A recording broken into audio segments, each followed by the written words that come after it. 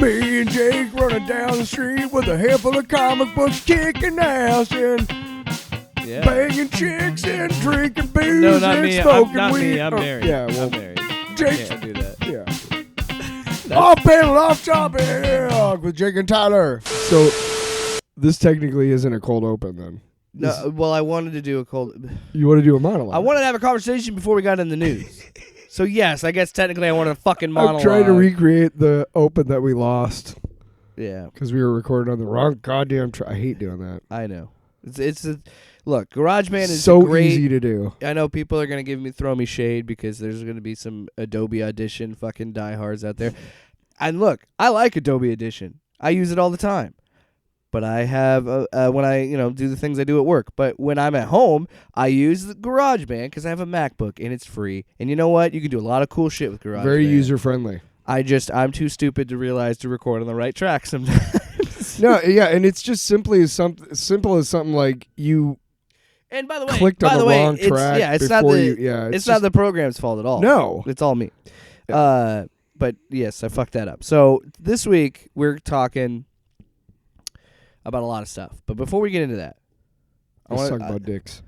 My monologue, not my cold open. It's funny that you say that, as what I'm about to say, you're going to realize is bad, but you didn't know. I was joking with Ashley. What the fuck is this? I was joking with Ashley before we started recording, and I said, what are we doing? We should be writing fucking children's books and about farts. And yes. Because those are so popular.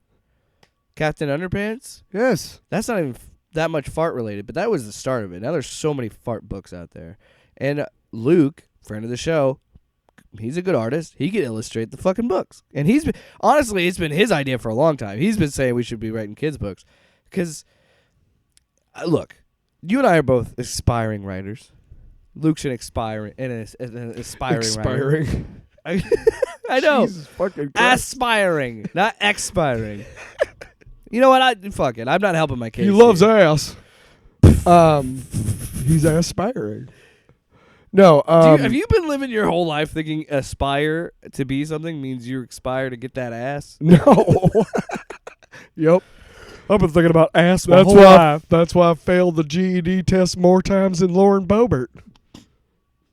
Kept talking about ass. Ass and dicks. That's all they talk about. Dicks and ass. That's going to be like the if somebody ever iTunes reviews us, it's going to be all they talk about is dicks and butts. Well. And not the way you think.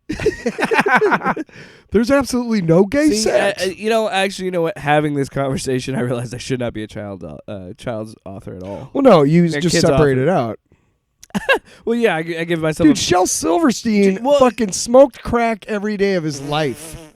You can't tell me Roald Dahl and fucked a different girl every night. Roald Dahl. Is it Roald Dahl? Roald Dahl. Roald Dahl. Yeah, the guy Charlie and Chocolate Factory, Fantastic Mr. Fox. You can't tell me that dude didn't fucking do acid and shit. You know he did.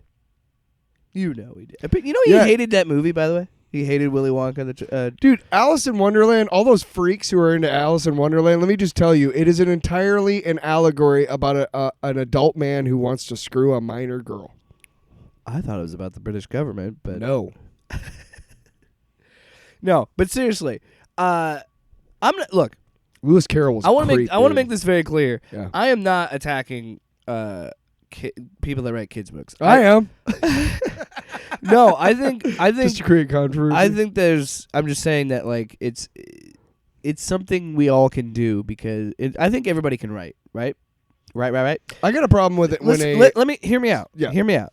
I think everybody can write, but I think it takes special kind of people to tell a story, right? Yeah, I think everybody can sing, but it takes a certain right of people to sing in tune. I would you know what I mean? I would even put that one further on you. What? Everybody can tell a story. Yes. But only certain people can tell a good story. Right, and then so what throughout my life. But what I'm trying to get at is I could write a book, but yeah. I'm making a joke that I could write a book about farts because I fart a lot. Yeah, right, what you know. Exactly. Dude, but like all my life, people tell me, like, people always love it when I tell jokes because and people said this to me. They're like, the way you tell jokes is really, really good. You really get into it. That's why we have comedians. And that's the thing too. You realize that, and this again isn't a indictment on kids authors. It's an indictment and writing as a whole. We only have 7 original stories. We're just all telling our different versions of it, which is fine. But I'm not bashing them at all because kids authors are important and they're valid and we need them.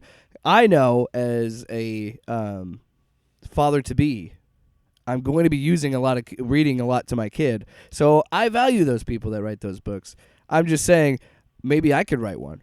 Maybe I could tell a story.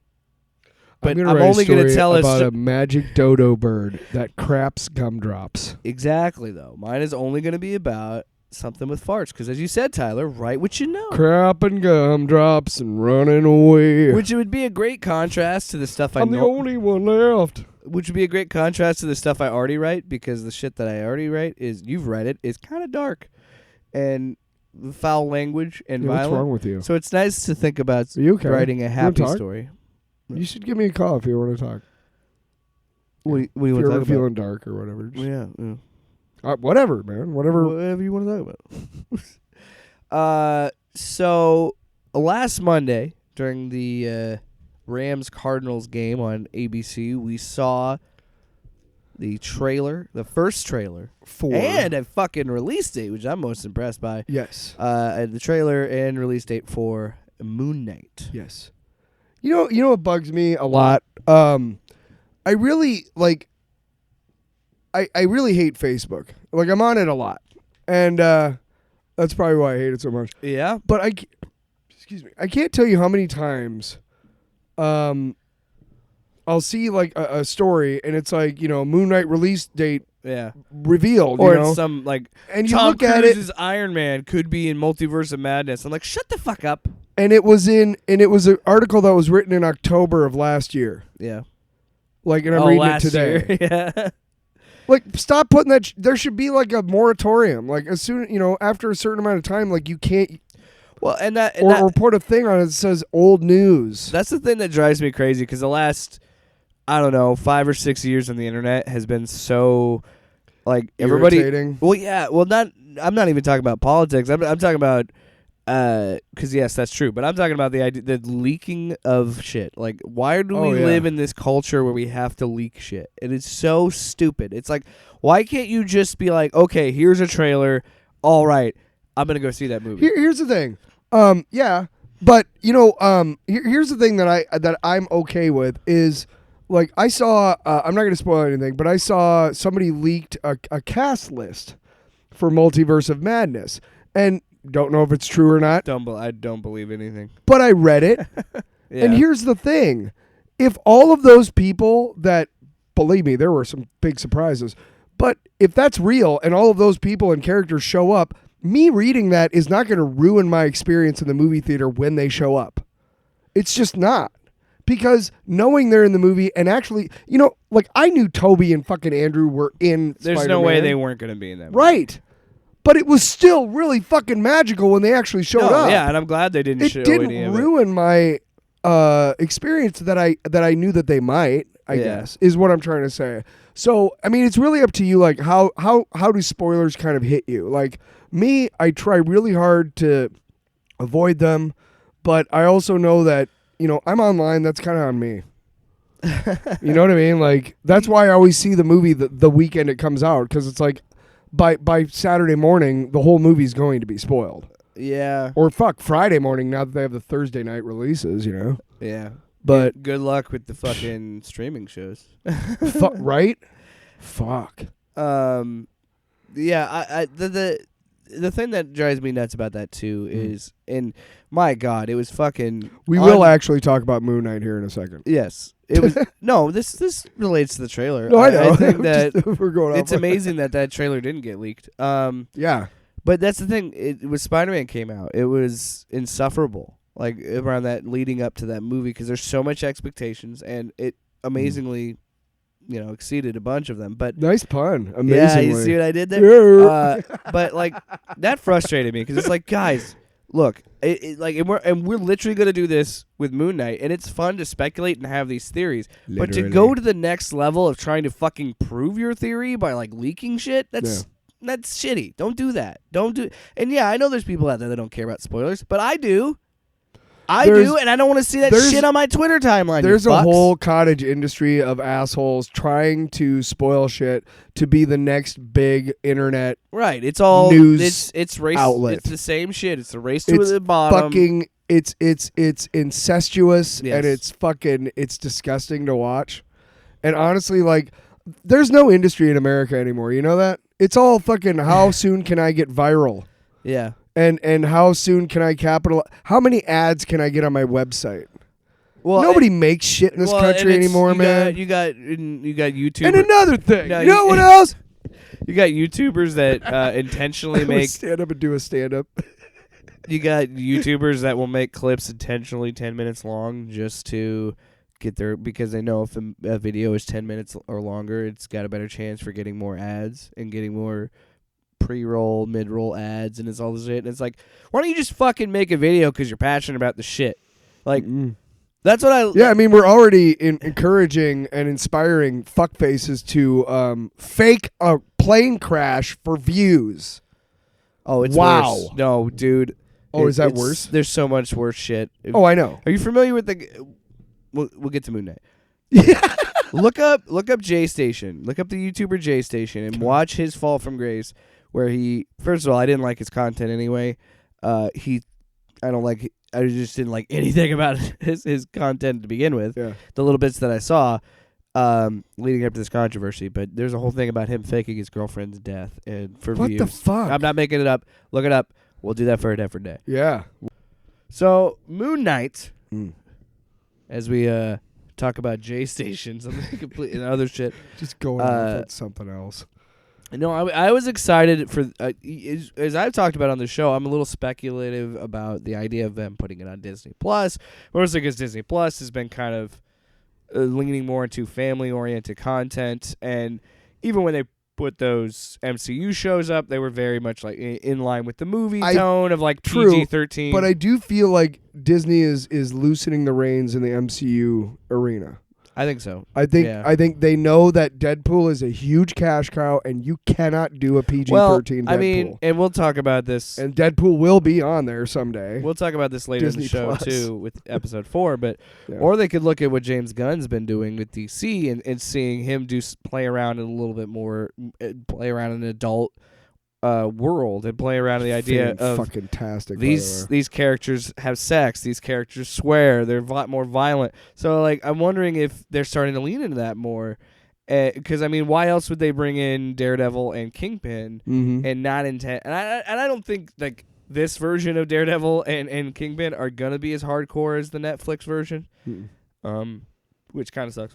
But I don't think they wouldn't do that if they didn't have a plan to kind of do. And I'm telling you, I think they're gonna do what I was suggesting, even though the as a comic book publisher they hate imprints, but I think they're going to start doing a more like Marvel Knights style studio and make more. And I think they're setting it up.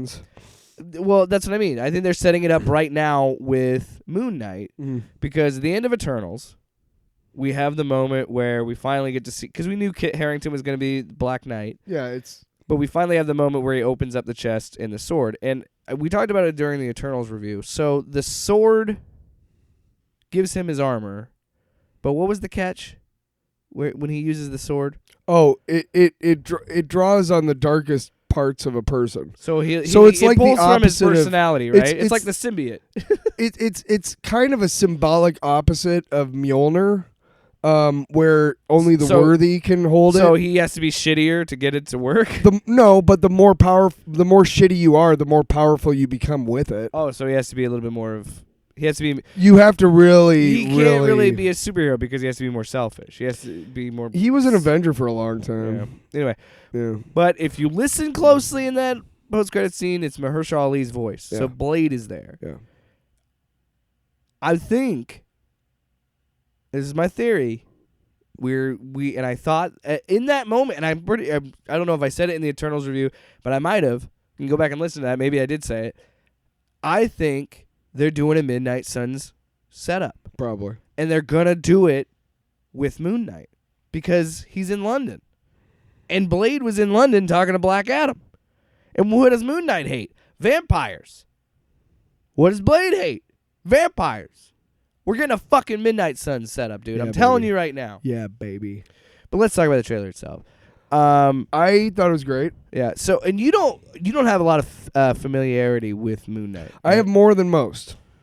Okay, so I read, like I said, I picked up when I was probably 10 or 11. I picked up a book that was probably a reprint of the 4-issue miniseries drawn by Bill Sienkiewicz. Yeah. And holy shit, dude! I just realized something. They really are going to lean into the supernatural part of the MCU because Werewolf by Night and Vampire by Night are in this Halloween special. And as you were saying that, I was just thinking about this. This is fucking nuts. Because, yeah, I'm in the same boat as you. Like, I think I might know a little bit more about Moon Knight than you do just because I read the Charlie Houston arc called The Bottom, which you've honestly, read more recent stories than right. I have. I haven't read the Jeff Lemire stuff yet. Me neither. It's in my.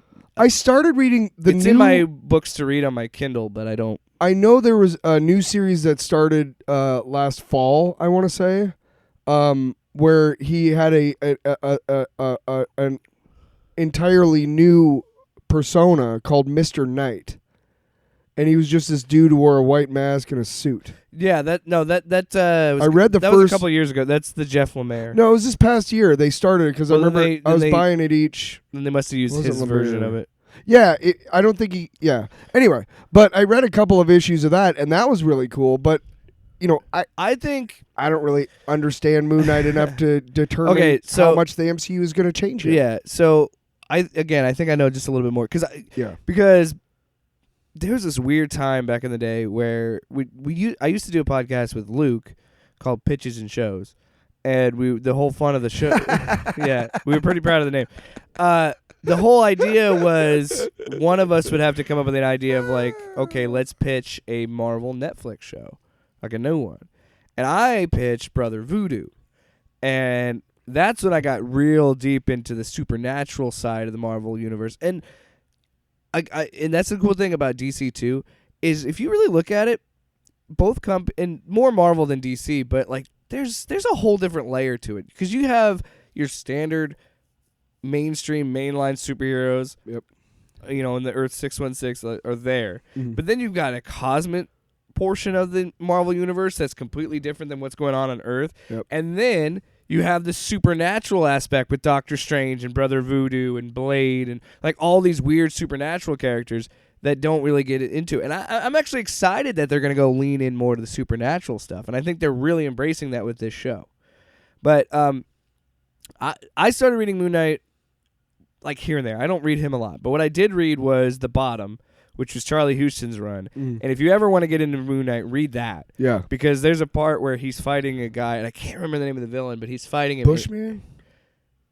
Something like that, yeah. I think it's Bushman. He cuts his face off. It's the more recent storylines that are inspiring this series, which is why I think they're going to reference that. And the reason I bring that up is because in that story and in his lore altogether, Mark Spector is schizophrenic. Yeah. And he has multiple personality disorder. And sometimes it got to a point where he could change his personality in a fight to whoever would fill the need. And one of those personalities is Anubis, the Egyptian god of death. So he thinks he's the Egyptian god of death. So that's where the whole Moon Knight idea comes from. And he's the fist of Khonshu. Yeah. And in the Charlie Houston run, he has the idol in his apartment. And he like talks to it, and it talks to him, and I honestly think they're gonna incorporate shit. Like I think they're gonna get really weird with it. My favorite part of the trailer, I gotta say, that showed me how much they're gonna lean into the oh fuck aspect of it, is when they show him close up. He's clearly driving a van, and he's like, like freaked out about something. They pan back. And he doesn't even realize till he looks at it, but he's got a gun in his right hand, and he just goes like drops it, like what the fuck? Yeah. I am excited because I think they're gonna play with. Did you ever watch Legion? I did. I've been meaning to. I watched the first 5 episodes. It's that like what is reality bit. Yeah. And if you do it right, man, those shows can fucking blow your fucking mind. And if they do it right, and I think they will, I think Oscar Isaac definitely has the chops, and of course This is why the MCU is so good, and to a lesser degree, the DC, because they are able to now. It's not like a black mark on your resume to have worked on a superhero movie. In fact, it's almost like cutting your teeth nowadays. Yeah. So, all of these actors who aren't in the MCU, I'm sure somebody's got a list somewhere of like actors who aren't in the MCU yet. Yeah. And just counting down, and eventually everybody will be. Well, whatever. But it's great because you get these great writers and directors and actors. I've been thinking, what if they do the what if with Disney's X-Men, what if they do the fucking Apocalypse storyline? How they're gonna explain that? Well, or the Human Torch bit? How they're gonna explain that? Yeah, because that's funny to think about. Oscar Isaac's been in the Fox universe, X-Men universe. He's been in Star Wars, and now he's in the MCU. Here's the interesting thing: is that Apocalypse is good enough, or that makeup was shitty enough that you can't really tell it's Oscar Isaac. No, you can't. And he's generic enough you really wouldn't know. The only time you really know it's him is at the very beginning when he. And he was in Dune. Oscar Isaac's and everything. He is the dude. A sleep dude that they are pumping what's his name's Apocalypse's consciousness into in the very beginning of the movie. Yeah. He's bald. They shaved his head. That's about it. That's the only time. That's the only Anyway. After that he turns into fucking Dopey McDoperson. Grimace from the McDonald's commercials. Also, and you want a cheeseburger? Say what you will about this, and I don't care if people think this is low-hanging fruit. Why wasn't Ethan Hawke Morbius? That motherfucker looks like Morbius. with that wig he's got on in this trailer, I'm like, that motherfucker's Morpheus. Why isn't he Morpheus? Hey, it's Ethan or Hawke. Morbius, not Morpheus. Hey, it's Ethan Hawke. He grew that hair out. Probably. Hey, no disrespect. I like Ethan Hawke. I think he's a great actor. Yeah. I'm just saying, like, I've always thought that. It wasn't just this trailer. I always thought that he kind of looked like Morbius from the cartoon and in the comics. I'm just saying. He's just got the look. Just saying. He is the villain. He is a villain in this, but I can't remember his fucking name, what villain he is. But it'll be interesting. And I do love that idea. I love the idea of them playing with what is reality. And I love it when Marvel leans into this stuff. I love it when they decide we're going to do Guardians of the Galaxy. We're going to lean in full. This is space. This is a whole different area that we haven't done in the movies before, and it's going to be fun and exciting. And that's what I think they're going to do with Moon Knight. I think they're going to go in this area. Hawkeye was really near and dear to me, not just because it was a great show, but I have hearing problems. Yeah. And they dealt with that in a very adult and straightforward manner in a lot of different ways. They had a deaf character. Hawkeye himself was wearing hearing aids, which I'm probably going to be fitted for here in a couple of years. And it made I like how there was not being so do you think inclusivity and what is it, virtue signaling? Yeah. Like that shit I can do without, dude. I can. The whole Robin is bisexual. Why? All right. Yeah. All right. Or Superman's bisexual. It's like sure. Yeah, that's virtue signaling because it's like right. Why you? It would be different if it felt organic in the story, right? And honestly, and people that are bisexual or people that you're trying to include in that would probably prefer that as well, right? Because they even hate virtue signal bullshit. Yes. So what I'm trying to say is that, like, to a very lesser degree for me, having that representation in Hawkeye makes me feel a lot less worse about my hearing issues. And you're saying that about mental health with this. I'm saying that with mental health about this. I'm saying that with fucking Miles Morales as Spider-Man for like little black kids, right. To a much larger degree on that stage. But I'm saying like it can be a truly nice, it can be a truly powerful thing. Yeah, we've said that multiple times that inclusivity matters. It's important. I'm not a little kid, so I don't need it as much. But like Wonder Woman, when Wonder Woman came out, all these little girls dressed up as Wonder Woman and run around, like that's cool. You that's don't awesome know that they how. Get to feel that. Did you see the Facebook thing that I put on? This little girl did a Spider-Man themed party, and it's important to the story. She's a black girl, like 5 years old, and her mom made the costume so that her Afro puffs could stick out.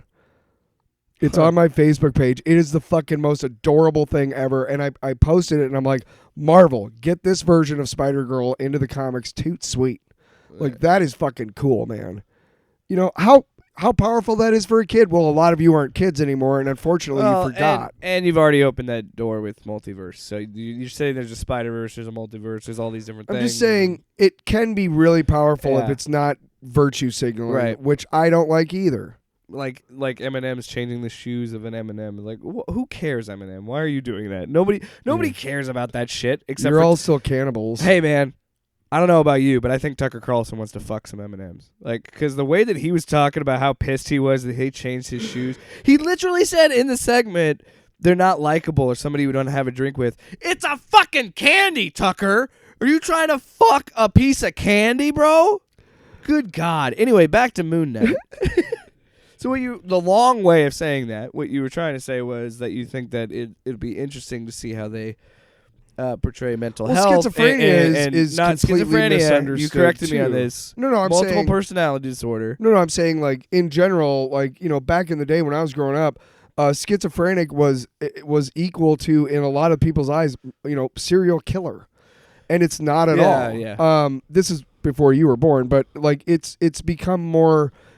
People understand it better. Yeah. Well, and I'm interested to do how they do the reality of it, because that's always been the cool thing about Moon Knight. You never quite know what is really true or not with Moon Knight. Is he really the Egyptian god of death? Does he just believe he is? You don't really know, and they kind of play with that a lot. And I want to see how the show deals with that. Also, I think they should lean into the idea that Anubis is real and he really is the god of death, and all this is happening. Why not? Because in my mind, that's what I love about the Marvel Universe, is they kind of embrace all religion in a way that Thor exists in this world, and he's supposed to be this Asgardian god, right? And now we're going to throw in the idea that, hey, the Egyptian god of death exists. So all these different mythologies really exist in this world. I think that's pretty cool. Yeah. And I hope they do something like that. And I maybe they do. I don't know. I'm still... It got my interest, and it's March. Well, it March makes more 22nd, sense, right? 20 something like that. Yeah, it makes more sense for humanity to have a pantheon than to have one god. Right, and I think it's cool that they would incorporate. If they do you also know? People might not know this, but every ancient culture has a flood story. Did you know that? No. Every single one. If you look up the full version of Pandora's Box. And you you read how they created Pandora, it's almost beat for beat the same as Genesis when God created Adam. Yeah. Up to the part where Zeus breathes into Pandora to fill up her lungs with oxygen. It's the same story. So I think that it would be cool if they kind of go along that line in the Marvel universe of saying, like, this is all real because this is all different. To me, it makes it more human. Like you were saying, like a pantheon, I think it makes it more human to say, look, these ancient civilizations that never talk to each other have very similar beginnings to their mythology, very similar ideas, and I think that's really cool. Yeah, I mean, and I really do hope that's the route they go with this, instead of trying to make it more grounded. Moon Knight is not grounded. Moon Knight's fucking bonkers. You're an Egyptian dude, and you're chilling out, and your god appears to you, and he's some white dude with a big old red beard. Well, Odin's going to be like, I think I need to be in the north. They're going to believe me more up there. And then Anubis is like, yeah, I think they're really going to believe me more down here. Tyler, we're going to write a book about the pantheon of ancient gods. Discussing territory. Sounds good to me. Yeah, well, you know what? They kind of seem into that in Greece. We're going to go hang out in Greece. Yeah. And then the Italians are like, can we just copy what they did but change the names a little bit? Can we just make him more badass? Actually, a history lesson. That's probably one of the funniest. Jupiter is slightly more powerful than Zeus. That's what I mean. That's the funny bit of it. It's like there's no Greeks around to tell us no. Hey, instead of Ares, what about Mars? Is that cool? That's Mars. Yeah, Mars. Yeah. You know what's really funny? We're gonna make people name planets after these guys. They're fucking stupid. Even Neptune. Yeah. You fucks. Fucking fucks. Dude, Poseidon's a bitch. I run with Neptune, dog. Anyway, somehow imagine a world where the planet Jupiter is referred to as Zeus. That'd actually be cool. And Mercury is Hermes. Hey, honestly, Zeus is a cool name. I think Zeus is probably the best name of a god. I'll say it right now. But over Thor. Venus would be Aphrodite. So Pluto would be Hades. Stop. They're getting dumber the more you do it. Stop. Fuck you. We need to bring back pitches and shows. Let's continue. Someday things are gonna get easier. Someday. Do you think it also when he doesn't know his name when he says my name? That's not my name. When he says Mark, do you think that one personality had been dominating his life, and that thing was summoning Mark out of him as a personality? I think that's what the show is trying to symbolize. I think there's gonna be a lot of fun shit in it. It's gonna be good. Can't wait. It's gonna be. So we're gonna go from Marvel to DC. This is actually a DC heavy episode. Boo. Because the next. Oh wait, we doing Peacemaker first? Yeah. Okay, cool. Because the next two topics are DC related. Yeah. Episode, and I'm sorry we haven't been keeping up with Boba Fett. That's on me. But hey, fingers crossed. By the time this episode posts, I'll have internet. Most of you don't like it anyway, so yeah, everybody's bitching about that. Fucking And quite honestly, I'm not in that camp. I've been defending Boba Fett since the beginning. yeah. Only problem I had was that really shitty biker chase. But for me, I am enjoying Peacemaker so much more. And I think, and this is the highest compliment I can give James Gunn as a writer or a creative person. This is a show that I feel like was made for me. Not that I wrote it. I just feel like it is tailor-made for someone like me. Down to the fucking 80s hair rock, down to John Cena being in it, down to the humor. Like, everything about this fucking show just appeals to me, and it gets into my butt. Dude, even the pot shots that he takes at the DC universe and making fun of canon. Matter eater lad. Yeah, dude, I'm telling you, this is my favorite show ever. Like, I think it might be my favorite show of all time. Like, that's how much I love this show. So you know the end scene where, by the way, spoilers, duh. Wait, do we have it? Oh, shit. I don't even have it pulled up. What the fuck? Hold on, we're taking a break. All right, here's your warning. Pizza time. One more time so you hear it. Pizza time. I texted him the other night. I was having pizza, and all I could think about was fucking Tobey Maguire. And then I looked at him straight face and I went, What? and then he said, you know what, man, I'm Bad mother crusher. So that whole scene at the end where he's smoking weed and drinking Jack and jamming out to music and crying and shit. Yeah. Guess, you know how I related to that? Because you've done that? That was my entire 20 years. That was my entire 20s. Damn. That's sad, man. Not all the time, but a lot of times. Well, I mean, like you said, you know, well, I mean, and I don't know how to say this. It's funny because you're a recovering alcoholic. You've been an addict, so but you know how that feels. Right. It's funny to me to see it now and realize how ridiculous that is. But I don't think it's ridiculous. Hang on. Sorry. It isn't ridiculous. You're right. Like, sorry. I need to let you finish. I'm sorry. Yeah, you're right. You're on the right track. To see it now is like, what a fucking goon. What a douchebag, you know? Right? But at the time, that hurt was very real. Yeah. Okay? And drinking exacerbated it, and smoking weed exacerbated all that shit. Anything exacerbated it. It's never good to self-medicate. The fucking wind exacerbated it, okay? It's called depression. Jesus Christ. But yes, sometimes the only thing to do to cope is to fucking numb the fuck out of yourself and fucking pass out. Yes. So while I get now, and in my life, I would never do that because it just seems ridiculous to me. I'm not saying that it's a bad thing, but I do think it's played for, look, this guy has got some serious issues.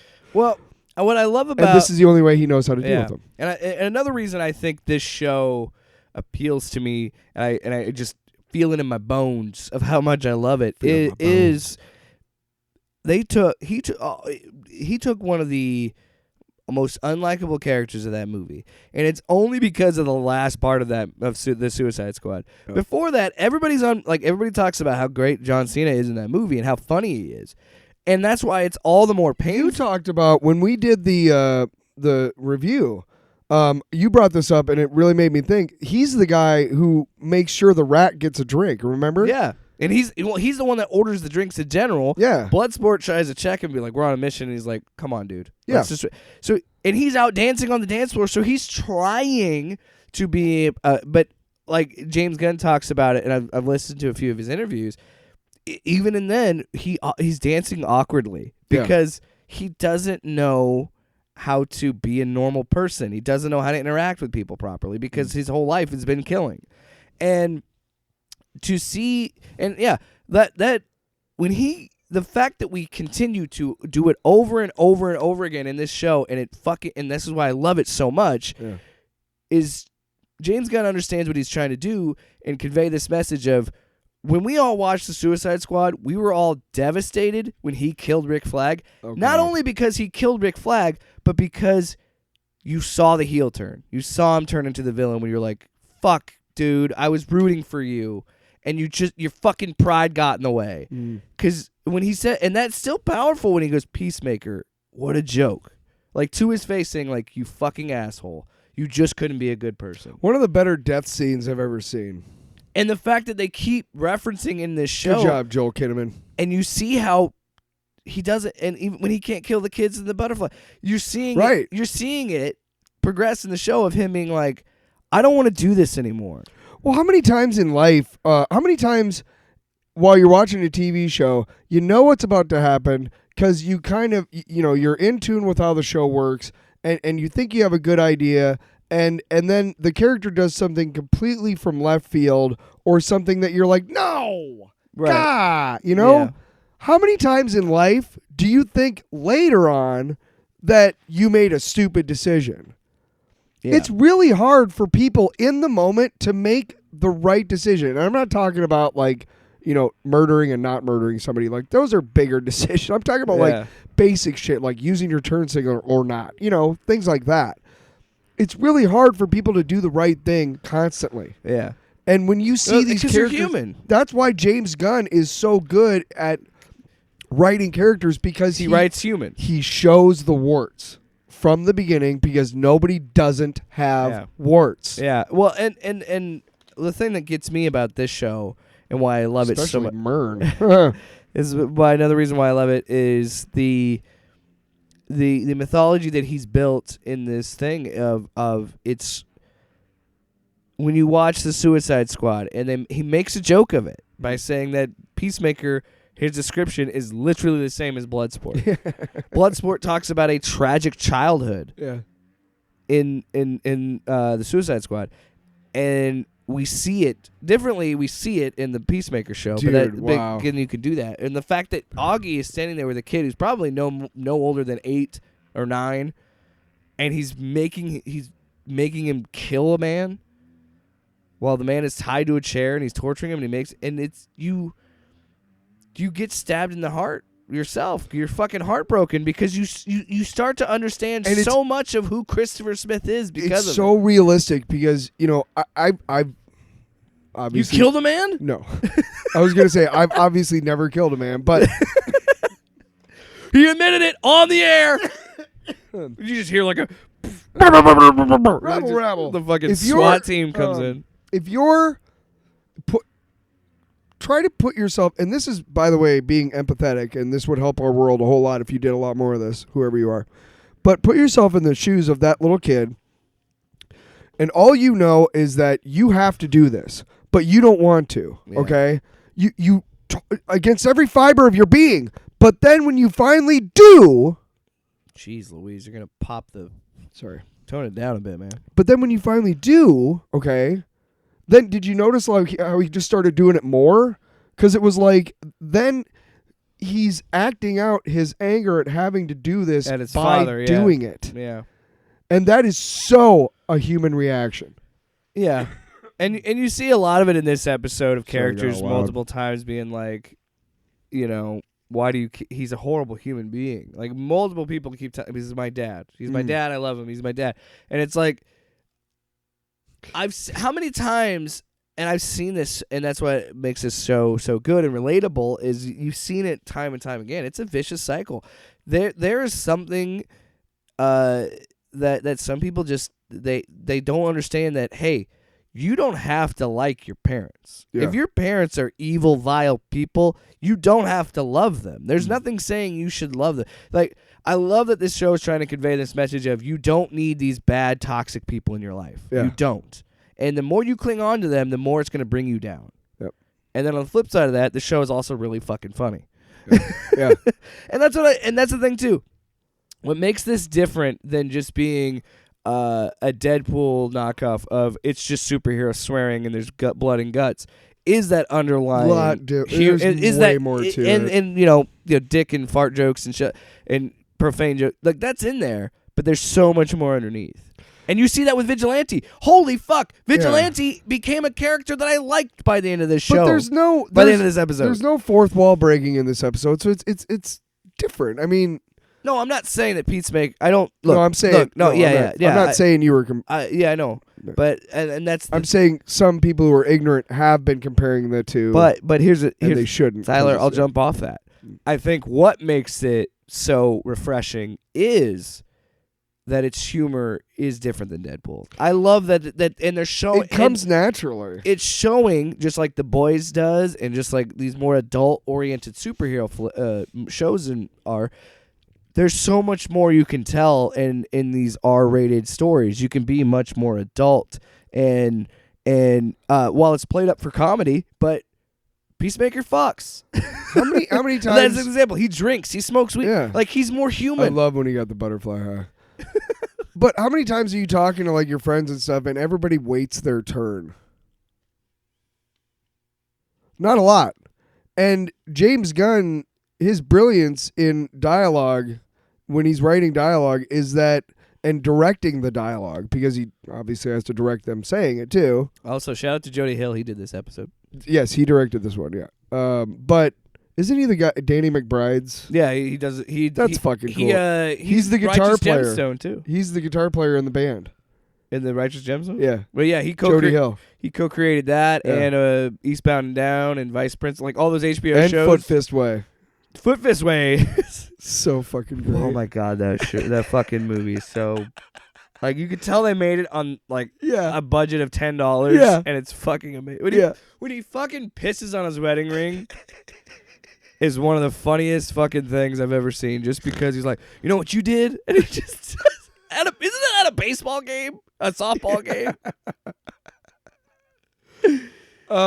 Shit. Anyway, the brilliance is that you don't like if you ever watch Clerks, after like 20 years, dude, it is so obvious that it is actors reciting lines. Yeah, it's really bad at points. It really is. But I think that example is the Matter Eater Lad bit. Oh, perfect. Yeah. I mean, they're just like going back and forth and okay. So, so again, classic. This is what I think is great because somebody tweeted at James Gunn. Vigilante? No. Somebody tweeted James Gunn at like, how does he know so much about the DC universe? How does he know it? He's like, because I can feel it in my. He's like, I know, and I use this phrase when I was talking about the show. He's like, I know this so well, I can feel it in my bones, like with the DC universe. So that's why we got the fucking Batmite reference in the second episode. Oh, bring me Batmite, fucking bring me Batmite. But it's so funny how he introduces the more obscure, ridiculous shit of the DC universe because it is funny. Of like, yeah, well, that's better than I did that job with Matter Eater Lad, and Mern is like, he's like, I saw him eat a whole Wendy's, and he's like. Vigilante, because they're talking about Vigilante joining the team, and then he's like, Vigilante? No, Matter Eater Lad. What do you think? What happened? Why did he do it? Classic. I don't know. They got his fries wrong or something. I don't know. That guy's a fucking psycho. And then he's like, the whole time he thinks he's talking about Vigilante, and he's just like, you need to focus. Yeah. It's just the way that people talk to each other. I butchered it. In the show, it's much better. I totally fucking butchered it. I think you did fine. I think you did just great, buddy. No, but it's true, and that's what makes his stuff so eminently watchable, no matter what the fucking subject matter is. Because there's gore and humor and whatnot, but there's also realism, which is hard to do in a show about superheroes. So hats off. And another thing I love about this show is how it does balance this series, and we were talking about it a little bit earlier, but how it balances the seriousness with the humor. Yeah. And also, we want bit parts in your next project. If you ever hear this. Another example is when Judo Master escapes because they tie him up and he escapes, and he fucking drop kicks Economos into next Tuesday. Yeah. And when you see him, he's got blood on his face. He's a big disgrace. Kicking your can all over the place. Yeah, he kicked his can all over the place.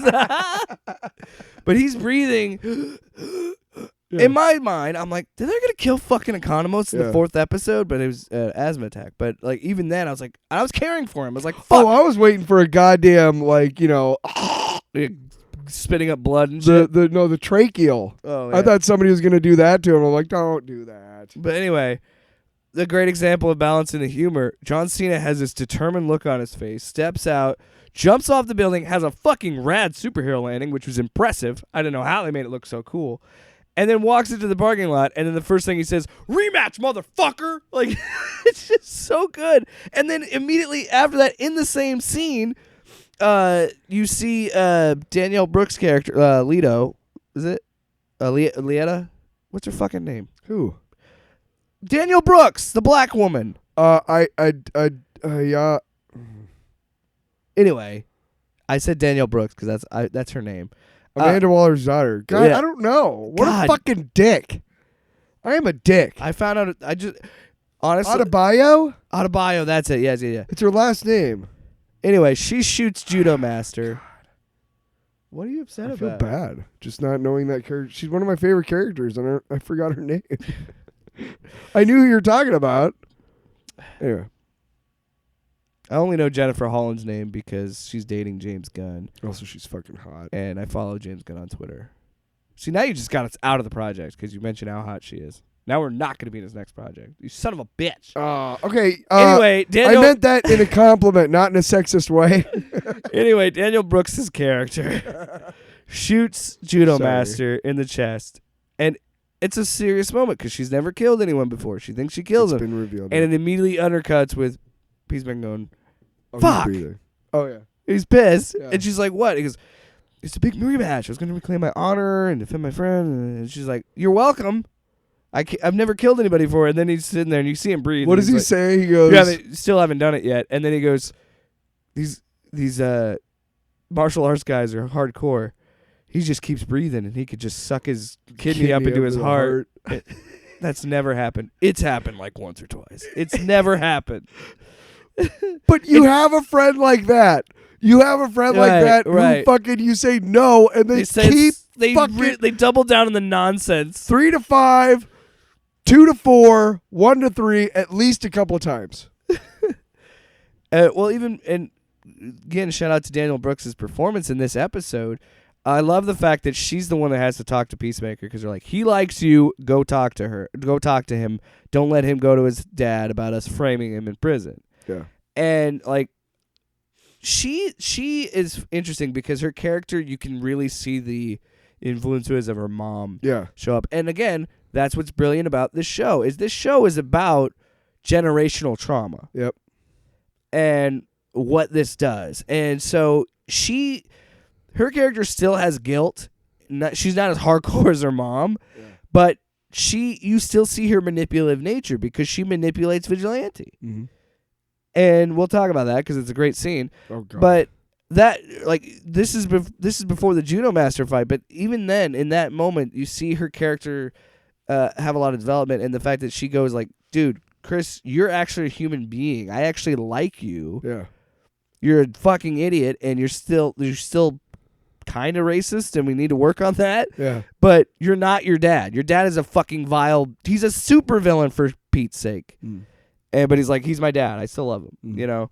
And then she turns around and goes, man, I wish somebody would do something about him. Oh, before that, are you Vigilante? No, I'm not. No. And then you are not killing it. And then he just, did you just change your voice? I don't even know who that is. It's even different from 10 seconds ago. Like, yeah. I just got to say, and I will reiterate this, and I tweeted it out, by far the best character on television. Yeah. But yeah. And then so she says, I wish somebody would take care of him, essentially. And then he just goes, I have something I have to do. Which, in my mind, I'm thinking he's just going to turn himself in as Vigilante. Yeah. This is why, and I said this last week, this is why James Gunn gets paid the big bucks. Because him getting into the prison, because I thought he was going to try to break in, too. So did I. I think we had the same. The fact that this again. Right in front of the cops. This is what I love about what they're doing with this show, and props to Jody Hill for sticking with this idea of taking as much time as possible to get him into the prison. Because he's literally just like whistling around, looks at the trash can, tries to pick it up. It's awkward, And dude. I'm like, it's brutal. What is he doing? Yeah, dude. And then he hits it, and then they attack him, and he immediately lays down and surrenders. Like, okay, so that's how he's getting into the prison. Right. And then watch my pinky toe. It hurts. I mean, it doesn't. But dude, you can still walk. And the whole episode is a running fucking gag of being like, well, you can still walk on it, but it'll hurt. Like, yeah. he's so obsessed with his pinky toe. But just the whole sequence of him like walking into the back into that area, going to the trash can. All these cops are like, "What the fuck?" But not really. Then he it's brutal. It's like a scene from The Office. Like how awkward, how cringeworthy it is because it's like for him, you're like, "What are you doing?" Like, yeah. I also love in this same that. episode when Peacemaker and when Vigilante are driving around and they fight, they're bickering they're bickering like friends or like a married couple. We've all been in that conversation of like, seems like thank you for letting me be tortured. You know, it made me a better person. Yeah. It's like, and then he says it, and then John Cena, what? Well, under the surface, it seems like you're mad about it. The brilliance of it is that when he starts saying that, you're like, wow, he is just fucked up in the head. But then he finishes his sentence. Like at the beginning of the sentence, you're like, well, because what we've seen in by the end of the sentence, we've seen in the last few episodes, he's a psychopath. Right. Yeah. You realize he's being sarcastic. And it's like, that's the brilliance of that acting and that directing too. That's why I love it again because Freddie Stroma is great. Yeah. John Cena's great. They have such great chemistry, those two. And yeah, when he's just like, I don't know, under the surface, it seems like you're mad about it. Like, it's so funny. Like, and it works. And then the whole time, and he's like, it's cool, dude. And he goes, see, the way you said, dude, you're mad at me. Yeah. And then to see that, and then see the friendship develop even further, that Vigilante cares so much about Peacemaker that he would go into prison to kill his father to like cut away all ties to him and make him a better human. What a guy. And so he gets involved, and then he meets him, and the sequence that he fucking dresses down these white supremacists is so good. And somebody asked, was that improvised or anything? And Gunn was like, that was 100% on the page. Like, that is what I wrote. That's what we did. Also, if you notice, when he breaks in, it's terrible. Like, he's bad.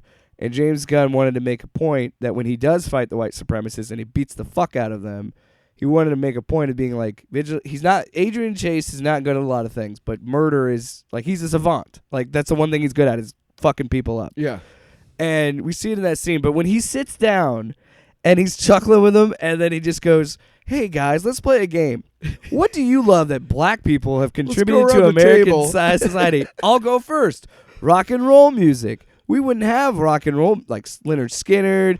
He starts naming off the bands. We wouldn't have that without black artists. All these great Southern fried acts. Oh, my God. And he goes, if we wouldn't have them, it would just sound like, well, what music sounded like before black people, which was wet, sloppy sounds of fucking your sister.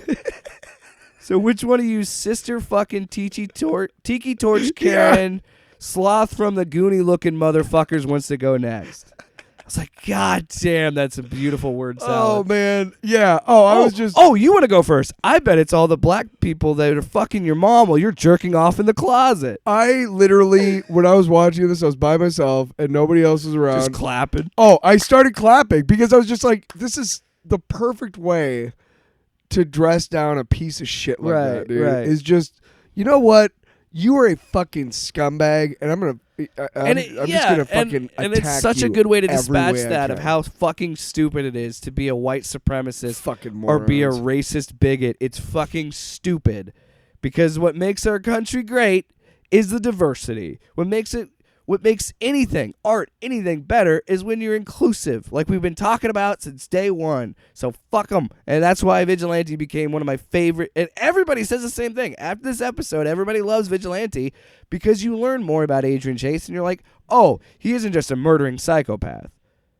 And because when you see him in the second episode, he's got about a murdering strange people code of honor, yeah, and it's or I would have shot you in the face if you're smoking weed. Yeah, that's I love that fucking scene too. Yeah, no, it was a great episode, and again, it continues to. Honestly, I know it might seem like I'm embellishing, but it's true. It's a show that I'm adoring it, and I love it so much just because.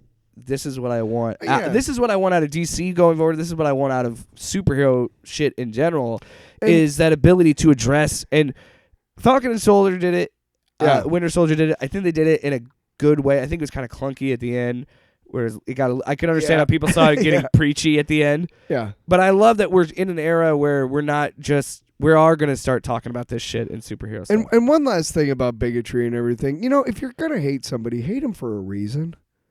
Like, hey, that guy keeps parking in my space. Not he's a Muslim. Yeah. Or Or read more of just one line from a speech from Martin Luther King. ooh, Because then you'll find out he's a lot more left-leaning than you thought. he was a fucking radical by today's standards. Yeah. He said in the 60s. Can you imagine he how said he was in the taken in the 60s? that capitalism had reached its climax? Like he said in the 60s that he was a fucking socialist. There were a lot of white people in the South shitting their pants in rage. Yeah. And if you want to help all of humanity, the only sensible thing to do is to kill that guy. I mean, what? What are you doing? What are you doing? Oh, the worst. Oh, we didn't even talk about as we wrap up the episode. Yeah. I'm being facetious, obviously. Duh, Jesus. No, yeah, I know. What are you, Adrian Chase? Yeah. The way that this episode ends is interesting because we already talked about it with him crying, and we find out his brother dies. It looks like the setup was that he had to kill him in a fight or something, Maybe, and he yeah. didn't want to do it. We'll know next week. But then we see that he couldn't get to him because Augie is smart, and Augie's like, "There's cameras all over. They're gonna accuse us of fighting it. I'm not gonna fight you." And then Vigilante says, "You're a bad father," and that's when he's like, "Oh shit."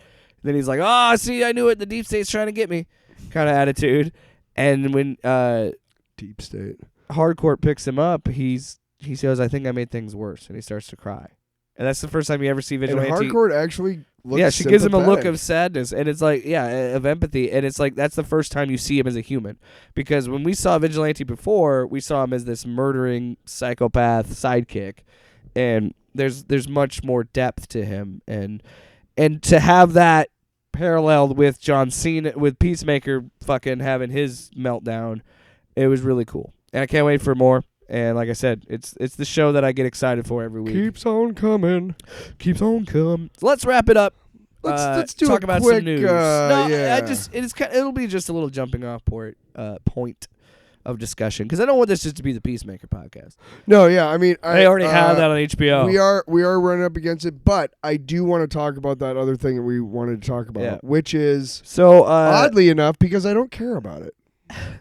yeah, I wonder why. Ironically, So we find out this past week that in April, what is the deal with April? who the fuck knows? Well, because Marvel's been teasing all the new Spider-Man shit coming out in April. But anyway, in April, we're going to see that the Justice League is going to die, because it is the 30-year anniversary of the death of Superman, and that happened in Superman number 75.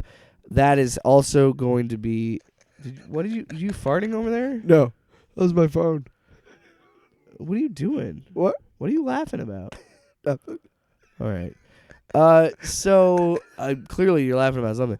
So the plan is that on, again, Superman 75. That's when Superman dies. So now 30 years later, Justice League 75. We're gonna kill the Justice League for like a few months. Yeah.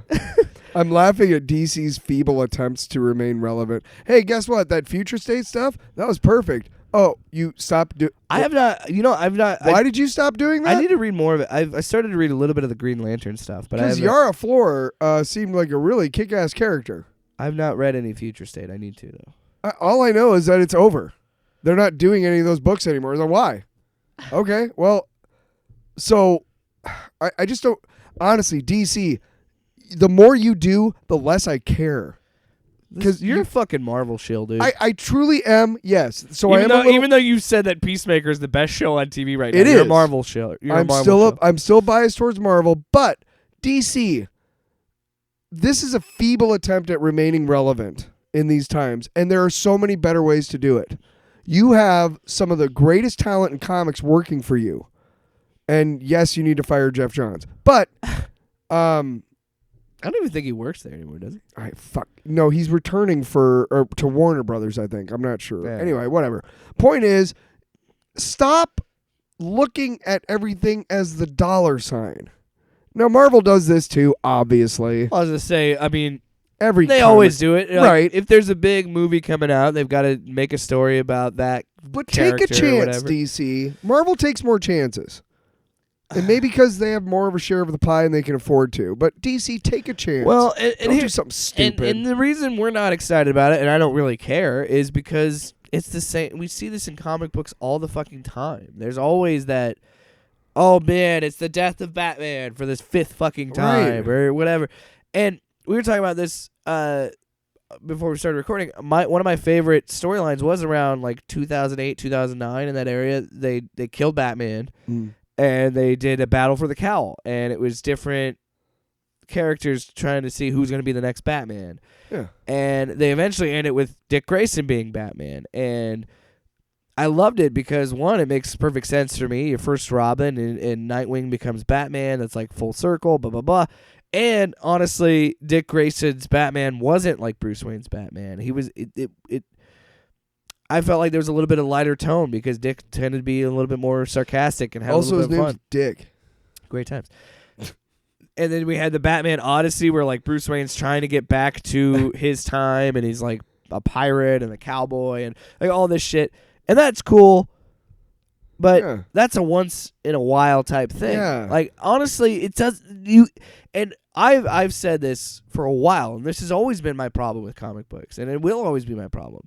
When you have this mainline continuity that's been in existence for 80 fucking years, you're going to do the same shit over and over again. You're going to eventually kill them and bring them back, and then people are going to know their secret identity, but then now they don't because they talk to the fucking devil and change that around. Look at you, Spider-Man. God damn it, it's so bad about it. Fucking asshole. One More Day is one of the stupidest fucking things ever done in comic books. And again, it just goes back to like, why not just say, okay, like what you're doing with those Earth 1 books. Like when we talked about Earth 1 Green Lantern, the first few episodes we did on this podcast, we loved it because it's self-contained.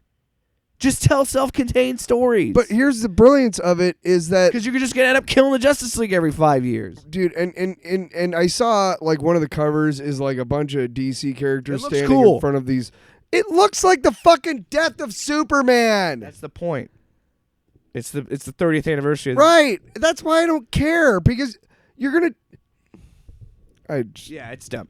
Point is, I think that... And Return of Superman, that whole storyline where they destroy Coast City... DC... was actually really cool. DC has been on my shit list, too, because we talk about virtue signaling. They made they did the bisexual Robin, the bisexual Superman, like this whole afterthought of it, and it's just like... It does feel like virtue signaling, and as we said, I think most people that are LGBTQ... plus would prefer if you either A, made a new character that is gay, or B, maybe not even make a big deal about it, you know? And I feel like that, and it goes back to this, the death of the Justice League. I get it, you want to get people involved, you want to get people interested, that's fine. But it doesn't mean that much to me when literally Bendis is leaving the book in issue 74. You're bringing this guy in, Josh Williamson, who is literally writing one fucking issue, and that's issue 75 of this book, and then killing them. And what does that say to him as a writer? What are you saying to him? Be like, hey, man, just write this shit up. It doesn't matter. Just write this shit up, and then you're done. And that's not fair to him. That's not fair to the readers. Like, what are you doing? And it go again, and I know I'm gonna bang this drum until the day I die. As long as as long as I live, until the day I die, and as long as I read comics. I don't like mainline continuity because it's pointless. Because you're going to constantly be in this perpetual cycle of, let's do something different. Instead of Dick Grayson being Batman, what about this Tim Drake being Batman? What Marvel's been doing recently, like they had this thing called Amazing Fantasy.